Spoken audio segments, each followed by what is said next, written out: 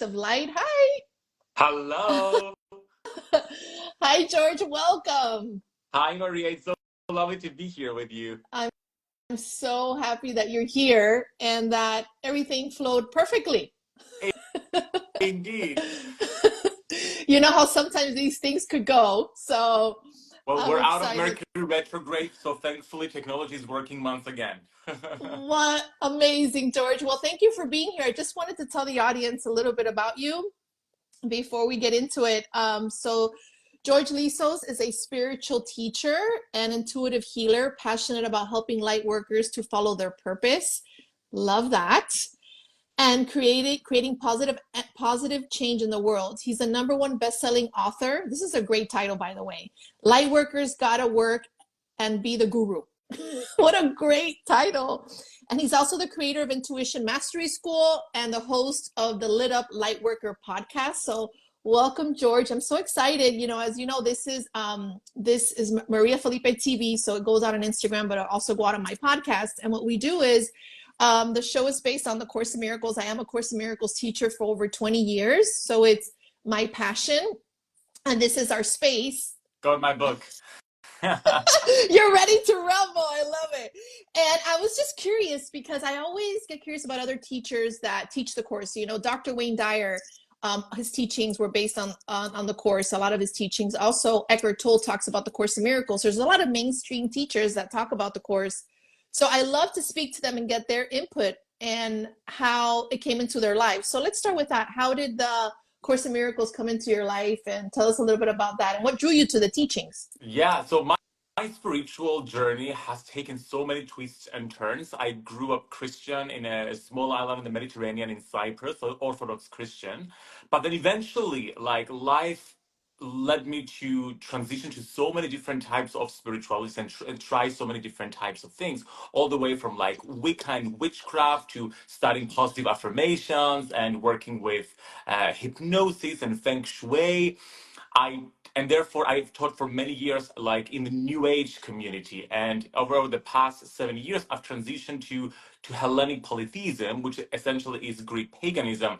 And actually my new book Secrets of Greek Mysticism is all about that, working with the Greek gods and goddesses. So having studied so many different spiritual traditions, I've always been amazed how A Course in Miracles has found me in every single one of those paths, in every single stage of my life. I found the teachings to be relevant, and I found the teachings to be non-denominational. And this is what I loved about it. So it came into my life around 2015. I was in London working a full-time job, at the same time writing my first book, Be the Guru. And then A Course in Miracles showed up, and so many of the teachers that I had been following at the time, I've been reading their books, and they had been referencing A Course in Miracles. Specifically, Robert Holden was one of them, Marian Williamson was another. So I buy the book like so many people do, and I start reading it, and I realize it is just so intense. And it's just so dense. So I'm just looking right now. I haven't picked it up for like a few years, and I'm still on page 495. At least I made it that far. Yes, Okay. So I yes, hadn't finished yes. the entire book, although I had been going back to like different lessons and seeing what's more relevant. So that's how it came into my experience. I've been going back to it, I've been pulling away, then going back to it again. But I love how timeless those lessons are, no Yes. matter what kind of religion or spiritual direction you're heading.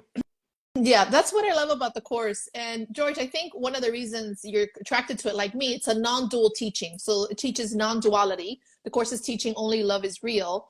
And it is timeless because the Course in Miracles is something, basically it's teaching you how to forgive, how to let go of judgments, how to stop the victimization, how you could perceive the world through love versus fear. So it's like a universal thing that we all can practice for the rest of our lives without even picking up the book. So I totally get it. And I could relate to you searching for something out, you know, to see what is your truth, and you have found the way. What I love about the course, George, what it says is that this is only one way. It's only one path. It doesn't have to just be this one path. There's many paths. This is only one of them. So I love that you're doing your own thing. You're finding your way of helping people. I feel it's all the same. That's why I have people teaching different things come on here, because I feel the whole goal is for all of us to come together as light workers, and the whole point is to point them to love. you know, to love and freedom and freaking happiness. Y ya. You know what I mean? Exactly. And in so many different spiritual practices and modalities that I've studied through the years, I found those teachings relevant, and I found a common ground within all the spiritual traditions, which is that vibrational frequency of love that we're supposed to go through. I feel that both religions and spiritual paths, they're all different maps to the same destination. The Yes. problem is when you turn the map into your religion, and therefore when you create dogma. When that happens, I feel that that's where you lose the whole purpose of the map, which is like the pathway to lead you to that state of oneness. And how does your understanding of non-dualistic and dualistic perspective influence your approach to your energy protection practices? Yes, so energy protection I teach about in my book, Protect Your Life, that came out a couple of years ago. And usually when I teach about energy protection, people ask me, oh, how can you teach energy protection? Because when you're doing so, you're buying into the vibration of fear. You're essentially practicing duality, and therefore someone can attack you. And we know what a course teaches, that nobody can actually attack you because when you're in alignment, you cannot be attacked. And essentially when you are one with source, with who you really are, you are powerful and you cannot be attacked. And that Mm-hmm. is 100% true. So there are two schools of thought when it comes to energy protection. One school of thought is arguing there's no point in practicing energy protection because you're buying into fear. And the other school is saying, like, oh my God, you have to, otherwise you're going to be attacked. So I belong in both schools of thought. I believe they can coexist because energy protection is the art of being energetically authentic. It's about ensuring that what's yours is yours and what's theirs is theirs. When we are doing our spiritual practice and are keeping ourselves into an energy of alignment with our oneness, with who we really are, then nobody can hurt us. Then we are invincible. However, life happens, ego happens. So sometime during the day, we're gonna end up going into ego. So when we go into ego, we need tools to bring us back home.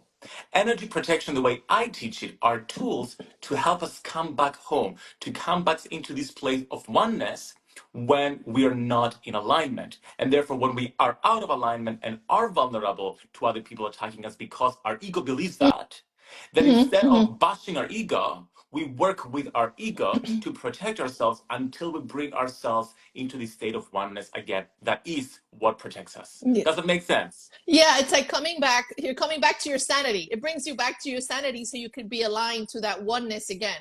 Yes, absolutely. It totally makes sense. And what I'm hearing is basically the energy protection is a tool and a practice to come back, like get away from the illusion and what you're thinking and believing about the person, the attack, because it does appear that we're in a world, George. The world is duality. We're experiencing duality in form, so obviously, I feel that we need these tools energetically, like informed, to be able to function and wake up in the dream of the illusion.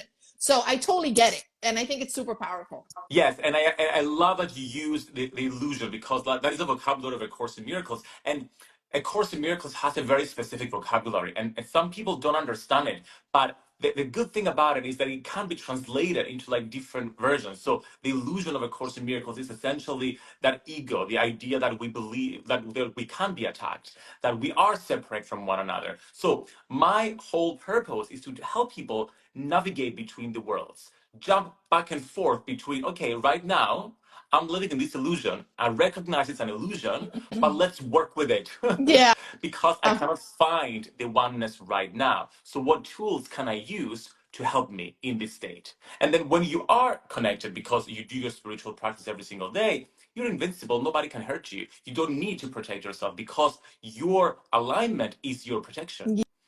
Yes. Yes. I love that because what you're teaching is a tool that people can use in everyday life in the world of form, because it does really appear sometimes that people are attacking us, even though it's an illusion, it looks very real. They either slap me, they spit on me, or they told me to F off, either of those things. And that really feels real. So you're using this as a tool to, in the world of form, to, it's like, you know what? It's like, it's okay. It's happening. there's like grace there is what I'm hearing. It's like, it's fine. I forget who I am. I always say you go cuckoo for Cocoa Puffs, you know? You forget who you are, you've lost yourself, and that's fine. But listen, let's come back here with this tool. And what is the tool exactly, the energy projection? I'm just curious, or whatever tool that you feel is helpful to share with our audience today that's coming So, up for you. so in my book, Protect Your Light, I teach a 7-step formula to clearing and protecting your energy. The basic 3 steps is identifying what's within your energy field that's there, what's within the Love illusion that. Love that's that. there. Second step is about clearing that, and third step is about shielding yourself to create some kind of a protection. So usually the tool that I go for is it's an amplifying energetic shield, meaning you're surrounding yourself with a certain light, a certain frequency that helps you get into the state of alignment fast. And the tool I want to share with people is called the Rainbow Ray Shield. It has to do with simply closing your eyes and visualizing yourself being surrounded in a cocoon of rainbow light. Now, our mind is powerful, our being is powerful. So when we call upon this rainbow ray, it immediately raises our vibration because the colors of the rainbow correspond to the 7 chakras. So it works with our energetic field to raise the vibration of our frequency and therefore come back into our natural sense of oneness and therefore our natural sense of defensiveness from the surrounding So world. the first step, George, is Identify. identifying your energy. Yes. So just so So getting honest about how you feel, right? tuning in, and I have a whole process in the book about like clairvoyantly scanning your Mm. field, but essentially it has to do, okay, how do I feel today, what's going on within me? And I talk about like different energetic attachments that people can identify, like people attacking you again in the illusion world, collective thought forms, whatever like negative feelings or thoughts they may be there. So when you've identified that, then you go into like clearing. How do you clear? I love working with our own physical body and with nature when it comes to clearing. Mm. So a simple tool anybody can use right now is clapping. Like cultures have used sound to clear energy since the beginning of time. And we can use like bells, we can use gongs, we can use chimes, but why not use the sound of our own body? Clapping with intention can break up energy from our energetic field, and then we can use our hands to like sweep away that energy that we've cleared from our energy Oh field. Again, my God, that's so cool. You know what, yes, George? I'm gonna use that when I'm going through my PMS phase. yes, I was so just thinking, powerful.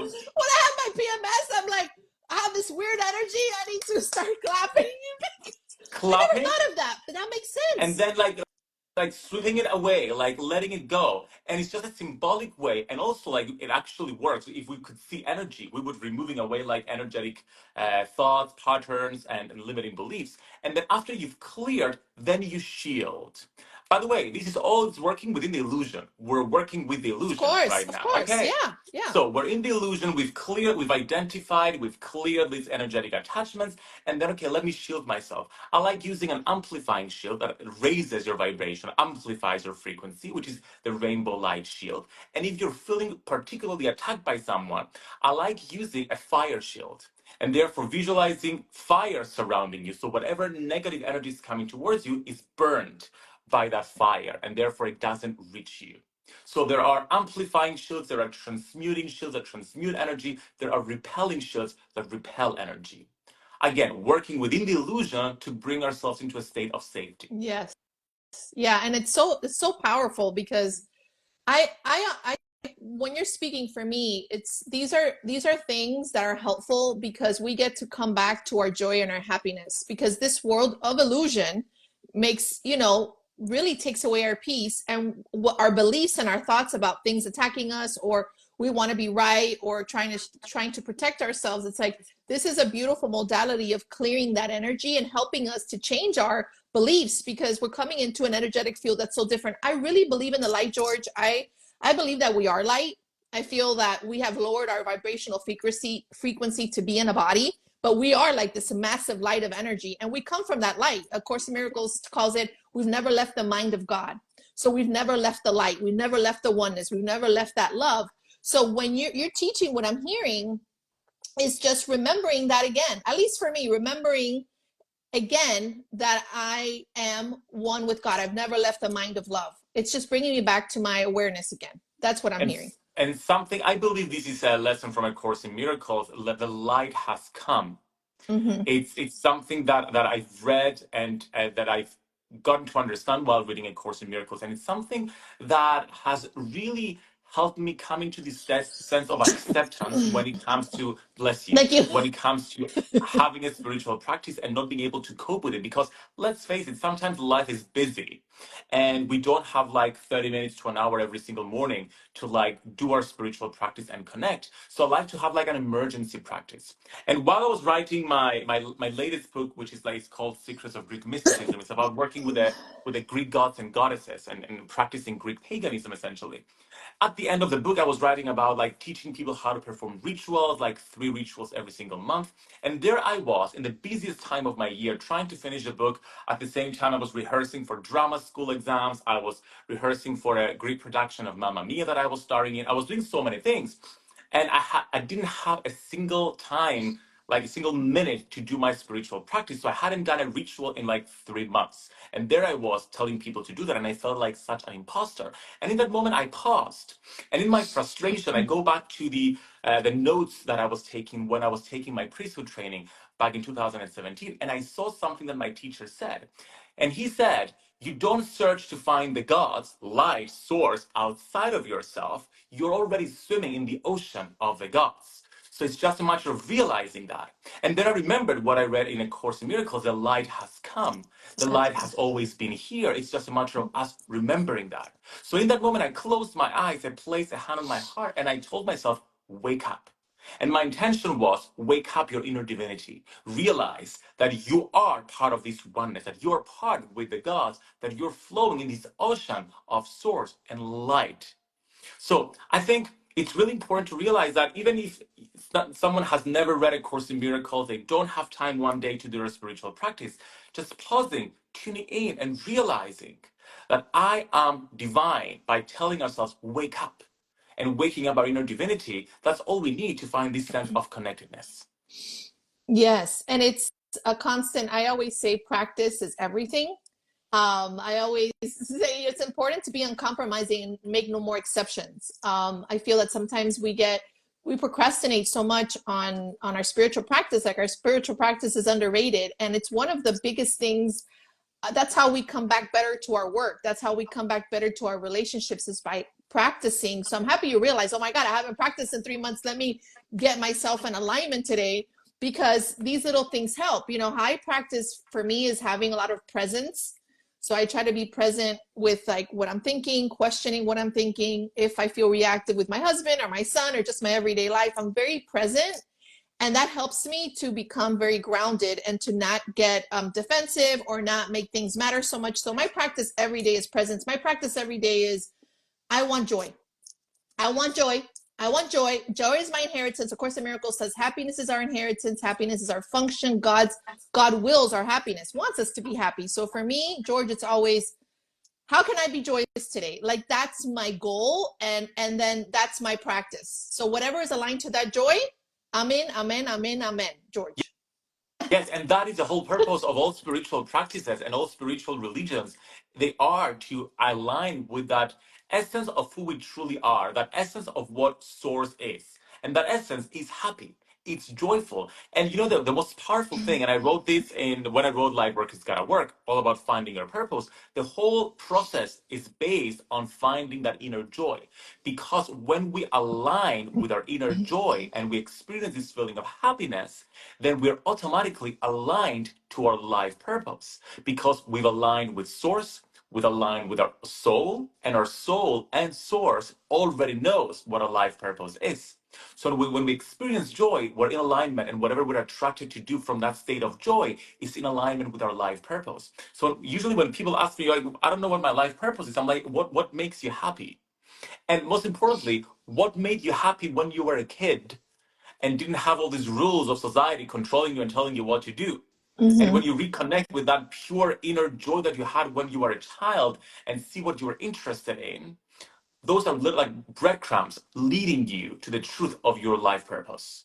I love that. I love that. And you know, George, joy is, like you said, it's everything. It's everything. How do you feel that you try to maintain your joy daily?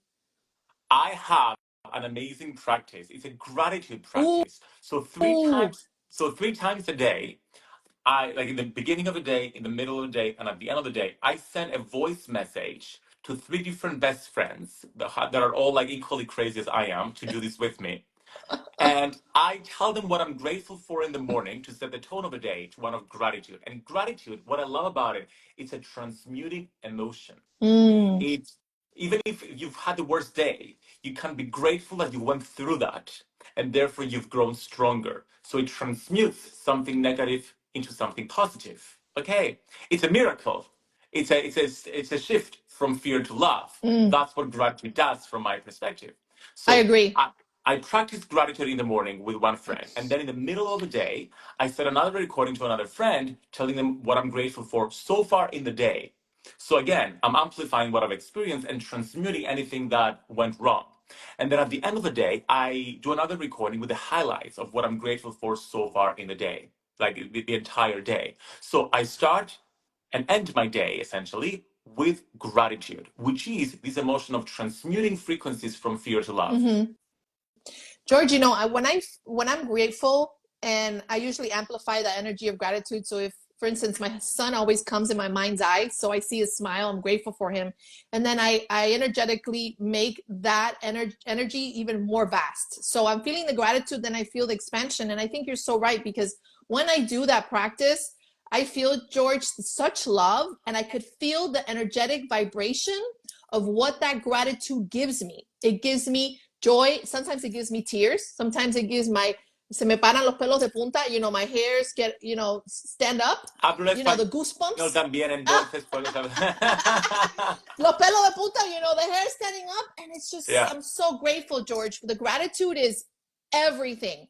This is my last question for you in regards to light workers, because I know that you know, your purpose is to help light workers, right? And help people that are teaching.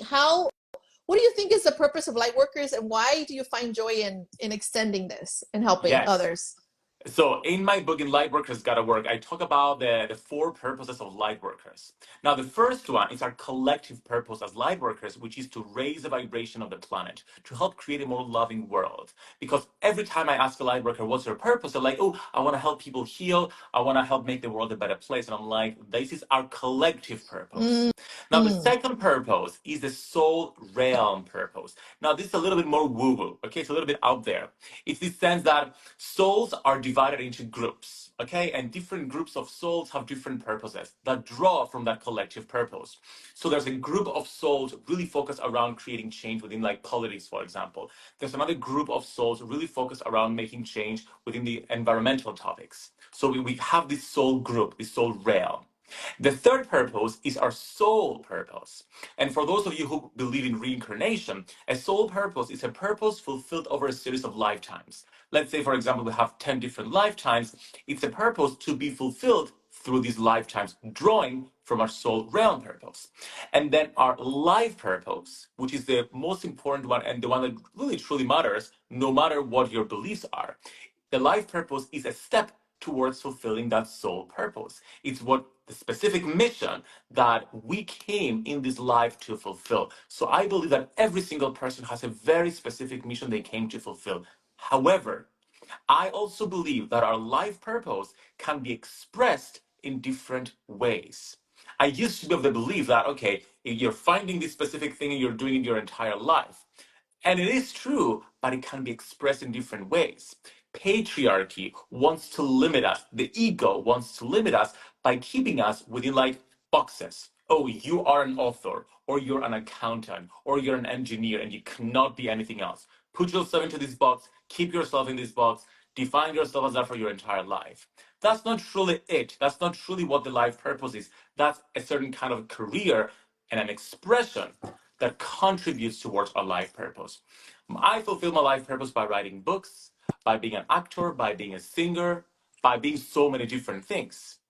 We can follow our life purpose by being mothers, by being fathers, by being friends, so many different expressions, but all focus towards a specific mission. mm, I love that. Thank you so much, George, for your time and for being here on Maria Felipe TV. I feel that this episode was really helpful. And just tell us a little bit about how people can connect with you and find you. So they can follow me on Instagram at George Lizos, and you can find all the information about my books and my services on my website, georgelizos.com.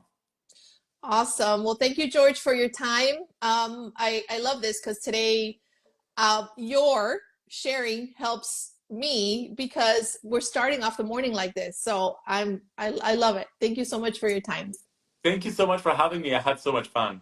Awesome, George. Gracias a todos. Thank you, everyone, for watching Maria Felipe TV. I hope that this episode helped you, reminded you what's really matters and what's really the truth about you, that you are the light, that you are joy, and that we can protect our energetic fields. And it's a great tool. So thank you so much. Bye, everyone. Bye, Jorge. Thank you. Bye, everyone. Adios. Bye.